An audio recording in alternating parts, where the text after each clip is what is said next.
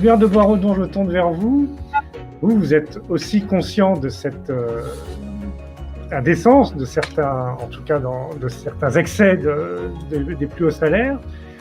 Et en même temps, vous êtes aussi très attaché à cette cohésion finalement dans l'entreprise, mais vous estimez, si j'ai bien compris, que ce n'est pas forcément une bonne idée de limiter par la loi. Vous voyez plutôt quelque chose de plus incitatif. Expliquez-nous. Oui, alors d'abord, bonjour Monsieur le député, bonjour Nicolas. J'ai beaucoup de plaisir à cet échange, parce qu'un échange constructif qui permet de faire avancer la réflexion. Il est donc là, ce chrétien, pour démystifier l'instance politique et pour retrouver l'adversaire derrière l'ennemi. Hein. Je ne ferai pas les références savantes sur le distinguo ami-ennemi. Hein. Et retrouver, si possible, le prochain derrière l'adversaire.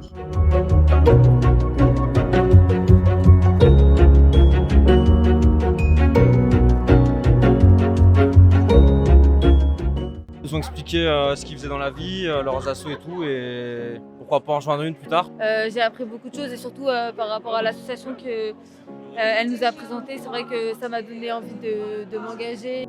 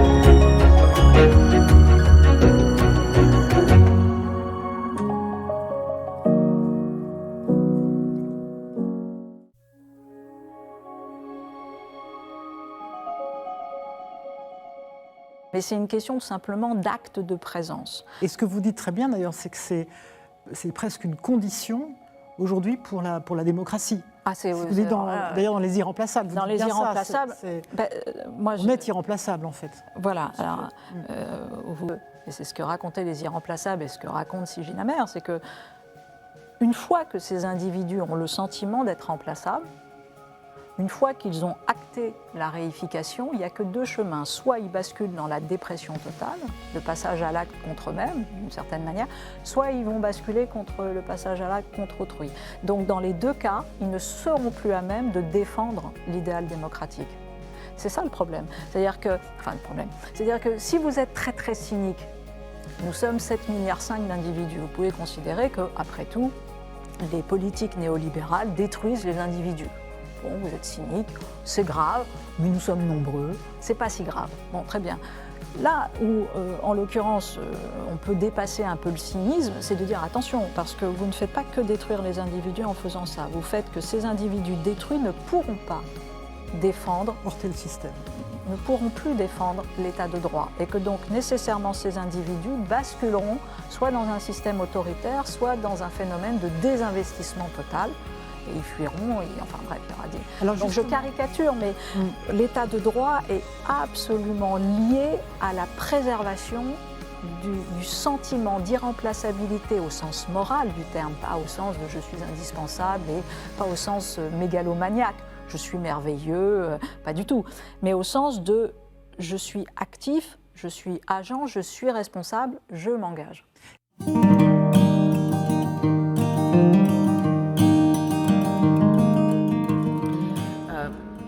Plus généralement, sur la question de la mixité, il y a un débat récurrent sur la question de l'homogénéité. Est-ce que c'est une bonne chose ou pas ?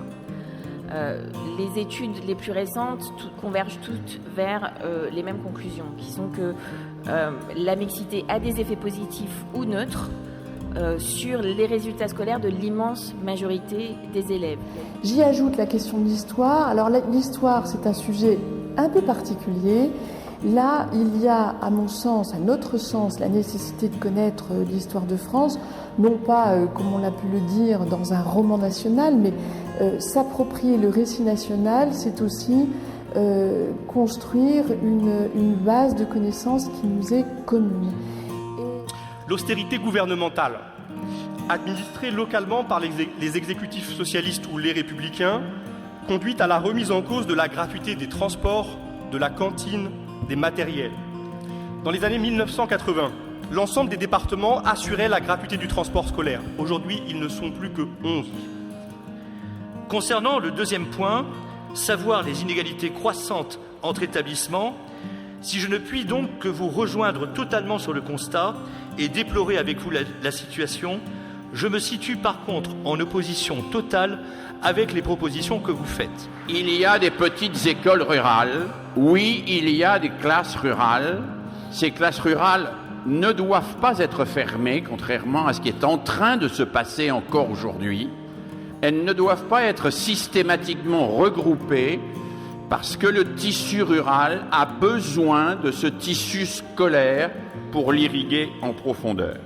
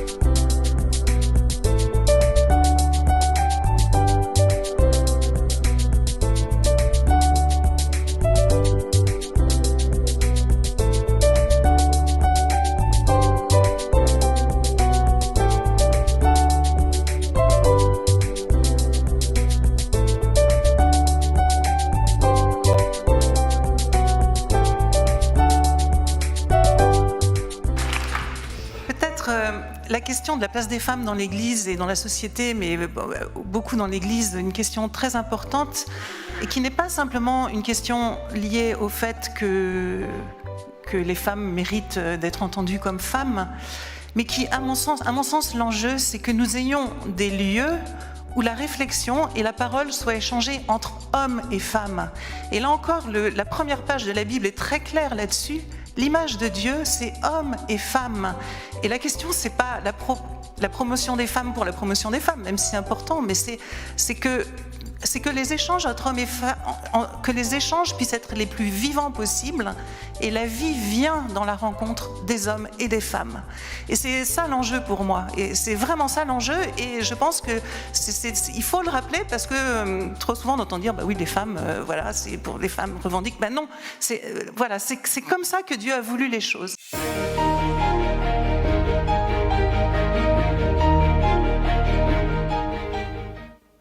Il y a des lieux où souffle l'esprit, mais il y a un esprit qui souffle en tout lieu. Il y a des gens que Dieu prend et met à part. Il y en a d'autres qu'il laisse dans la masse et qu'il ne retire pas du monde. Ce sont des gens qui font un travail ordinaire, qui ont un foyer ordinaire ou sont des célibataires ordinaires. Des gens qui ont des maladies ordinaires, des deuils ordinaires. Des gens qui ont une maison ordinaire, des vêtements ordinaires. Ce sont les gens de la vie ordinaire. Les gens qu'on rencontre dans n'importe quelle rue. Ils aiment leurs portes qui s'ouvrent sur la rue, comme leurs frères invisibles au monde aiment la porte qui s'est refermée définitivement sur eux.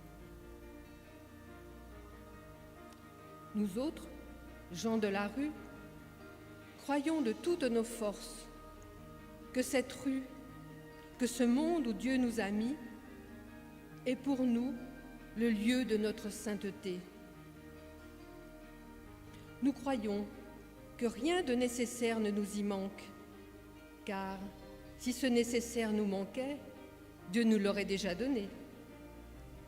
Est-il décent de rêver l'avenir? Oui, à condition de voir le présent, de l'analyser, de se laisser toucher par lui, d'être lucide et de ne pas nous résigner.